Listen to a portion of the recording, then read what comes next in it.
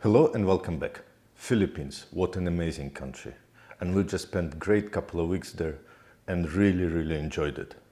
But that's for another video. In this video, we're talking about drone laws in Philippines. And if you've tried researching the drone laws for Philippines online, there's quite a conflicting information available. So what I'll do is I'll break down it into 3 simple steps. Number 1, we'll cover the customs requirements to bring your drone into the Philippines. Number 2 will cover the CAAP requirements, which is Civil Aviation Authority of Philippines. And number 3 will cover additional requirements, which are different per province, where you're required to get additional permits to fly your drones in a particular province of Philippines. And hopefully by the end of this video, you'll have enough knowledge to take your drone into Philippines and operate it safely while you're there. But first, let's go through the generic rules of operating the drone in Philippines. And they are as follows. Drone operations are restricted to daylight hours only, so no night flying is allowed. You need to always maintain the visual line of sight with your drone. Drones must not be flown higher than 120 meters above ground level. Drones must be kept away at least 30 meters from any person who is not directly involved into operation of the drone. Drones must not be operated within 10 kilometers of any airport. Flying over densely populated areas is prohibited unless prior approval is given by CAAP. Drones must avoid controlled or restricted airspace, and this is basically includes any government, military installations, etc. And you shouldn't be flying over private property. And as you can see, that's basically very generic and straightforward rules of operating the drones. And if you've been operating them in other countries, they're relatively the same to most of the countries out there. Now let's talk about customs. Okay, with customs, you are allowed to bring your drones into the country, but there's few things you need to be aware of. And if you've looked up online, some publications recommend that you get Carnet, which is a merchandise passport for duty-free entry of goods in and out of the country. Well, Philippines are not signatory to that agreement. And even though occasionally there are some reports that it did work, paying, the Carnet for goods under, I think, $10,000 costs about $250 per year. So paying $250 just to bring your drone into the country, I don't think it makes sense. We didn't do it. We had 3 drones with us when we traveled to Philippines. And when we got through customs, we did declare them. So we always declared our drones. And we got to talk to the customs official. And basically the explanation he gave us for bringing the drones is relatively simple. So when you travel with a drone, if it's clearly visible that it's your drone for personal use, so it's not in an original box, it clearly has usage marks on it, then there is nothing. They will inspect it and they will let you go through it.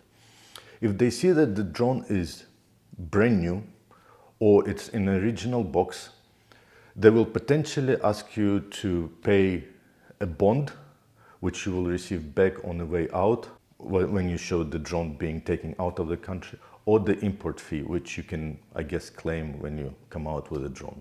In our case, we had 2 DJI Minis and 1 Mavic Pro, and we didn't have to pay anything. We got our drones inspected and we were let through. So basically, if you're traveling to Philippines with your drone, make sure it's not in a regional box.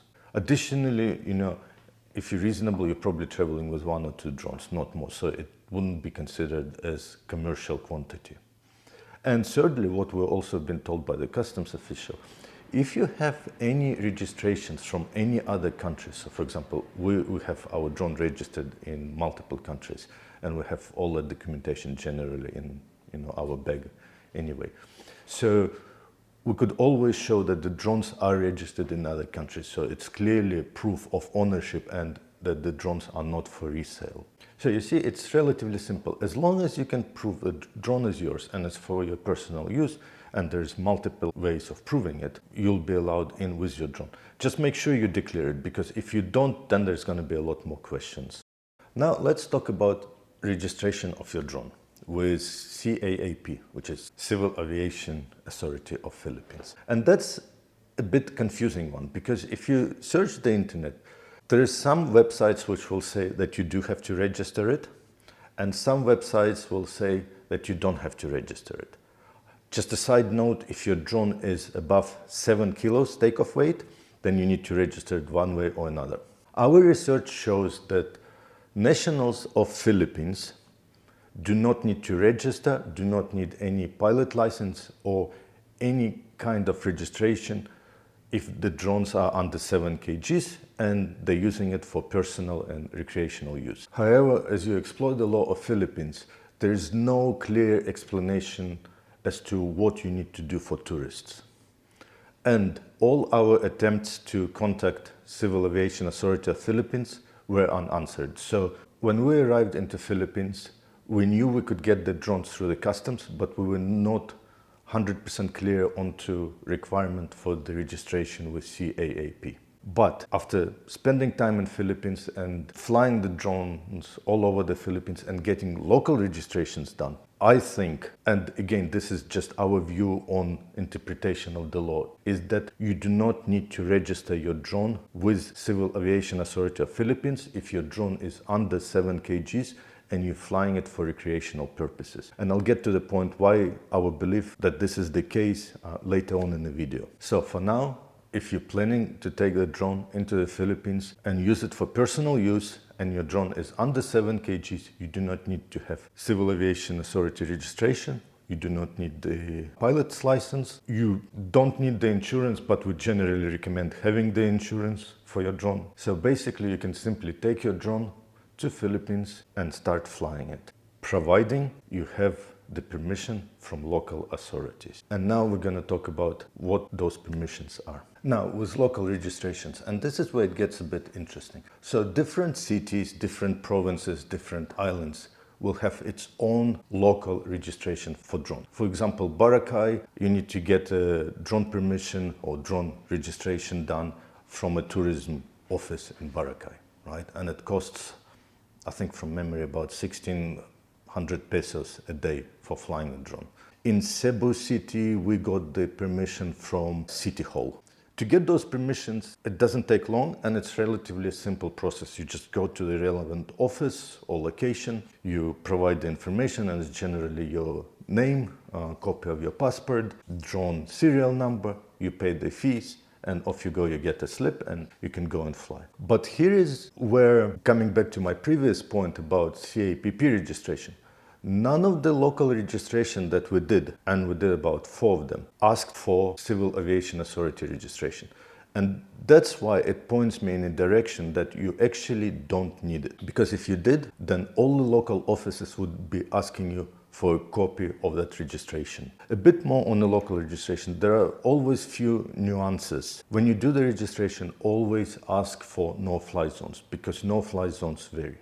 Also, avoid flying over national parks, because there's just so much restrictions around them, and even though you can apply for permits, it's extremely hard to get them, and normally they're only given out for commercial use for larger companies.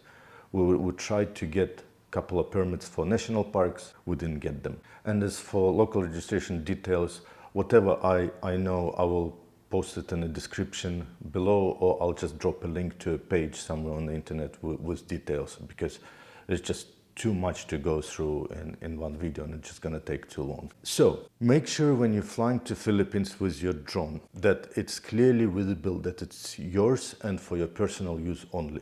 Because if there's any signs that it's for resale, you will have some issues at customs. You will potentially pay import fees or bonds, etc. Right? So just make sure that it's clearly visible that it's for your personal use. And if your drone is registered in any other country, just have that document with you. You can show it and say, look, this is the document, my drone is registered here and there, and it's for personal use, and you'll get through. But also make sure you do declare it. As for CAPP registration, from everything we've seen in country and out of the country, we truly believe that it does not require, and the same rules apply as to Philippine nationals and to tourists, which means drones under 7 kgs do not require any registration, any pilot license or drone insurance. But as I always say, drone insurance is really helpful in case something happens. And for local registrations, make sure you do follow the local guidelines, because we have been approached a number of times where we had to show our local registration. And that's it. Thanks for watching. And if you do go to Philippines, do bring your drone. It has some amazing places to fly and you can take some really cool shots.